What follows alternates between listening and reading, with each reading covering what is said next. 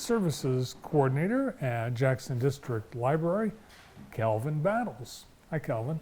Hey, Barry, how you doing? I'm good. How are you? Not too bad at all. Yeah, I mentioned your award-winning. Last year, you won. You were honored with a very prestigious award. Yes, I won the Library Journal, which is the major trade publication for libraries.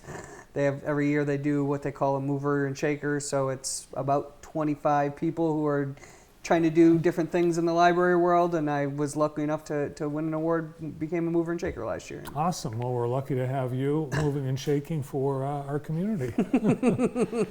So constantly new things happening at the library. We've really got a cool summer program Always. this year. Yep. There's, every summer. I mean, I've been there for ever since I was a kid. They've had the summer reading program almost all the time at every library. We have all sorts of programs going on at all of our branches. We have the Alligator Sanctuary coming for the kids. I'm no longer a kids librarian, so I don't really know exactly all of them, but every branch has a bunch of fun programs going on.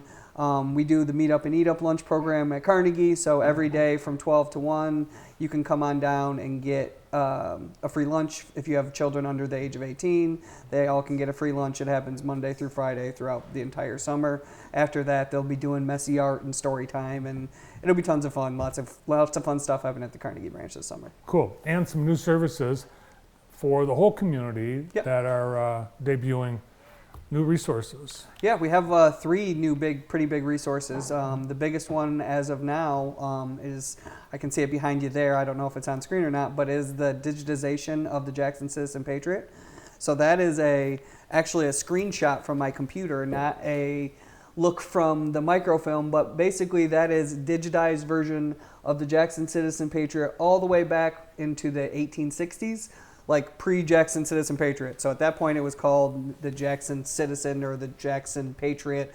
They eventually merged together at some point to become the Jackson Citizen Patriot. Now I remember years ago, and this is pre-internet, where I'd go look something up in the old archives that went back to like the 1800s. And you would go, it was a microfilm reader. Yep. And is that the way you have them So now? that still exists. You can still come into the Carnegie branch and do this. But basically what this Newsbank database is they took all of that microfilm, took pictures of every single slide on the or not slide, but every single page of newspaper and digitized it so that it became more accessible because it's online and it's also searchable. So you can search. And if you're looking for, say, like my mother's family is a Wilby family, if I search Wilby, it's going to bring up all sorts of articles and all sorts of advertisements about Wilby because, Wilby's been around for forever. Yes, Wilby's notorious in Jackson. That's awesome. Exactly. Now, I've seen things like newspapers.com, and they let you do one thing for free, but then they charge you for if you want to look any further. Yep. But not this. Nope, this is completely and utterly free. As long as you have a Jackson District Library card, you can do this from home. You can do this basically anywhere. You can access it on your phone. If you don't have a library card, say that you're from out of town or whatever, you can come into any of our branches, and as long as you're on the library's IP address, so you're basically on library property, you can access all of this stuff for free. Awesome. Yep. And it goes all the way to the very as far back as all the way to the very beginnings of the newspaper. At the beginning, I believe the first one was called the Jackson Patriot, and it was a weekly newspaper. It was just published once a week. And then I think that it evolved into the Jackson Citizen, and it was maybe a couple of times a week, and eventually in the, I want to say like early 1900s, it turned into the Jackson Citizen Patriot and has been a daily newspaper until, recently. That's really cool, because I know there are a lot of people concerned that when the newspaper stopped, that the all that stuff, because when they moved out of that building, a lot of the archives kind of were what's going to happen with it. Yeah, we actually have just in case we have 2 sets of the microfilm. So just in case something were to happen in the main branch or it disappears for some reason, we do have a backup set that was donated to us by the Citizen Patriot. So we were working with the Citizen Patriot when all of that stuff was going on to make sure that this information was going to be available to the Jackson community going forward. Great. Well, thanks to them for making sure it stays here. Yep. All right, you got something new. We got a couple of other new things. We have magazine or a magazine subscription service called Flipster. That is an app that you can download onto your phone. It's basically just magazines. You have access to all your classic People magazine and Us Weekly and Sports Illustrated and all of those. But there's also like, some of the more niche magazines that Motor Trend and things that I know nothing about. You can read the whole magazine? You can read the whole magazine on your tablet, or there's a picture of it right there. For free? Dogster, yes, for free.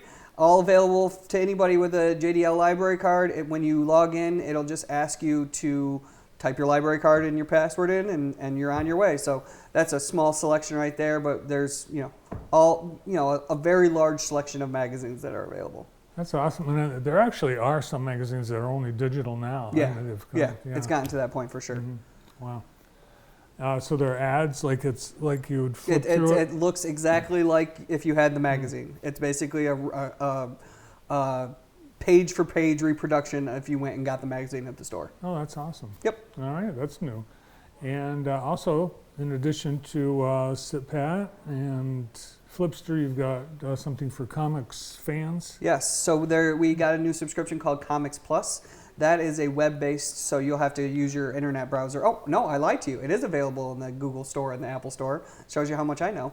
That is an app that you can download, and it will have hundreds and hundreds of different graphic novels and comic books that are available. You can see the top one up there is American Gods. That's a very popular Neil Gaiman comic book, but you can find The Walking Dead, you can find your DC and your Marvel and all that kind of stuff all within Comics Plus. It's a great service.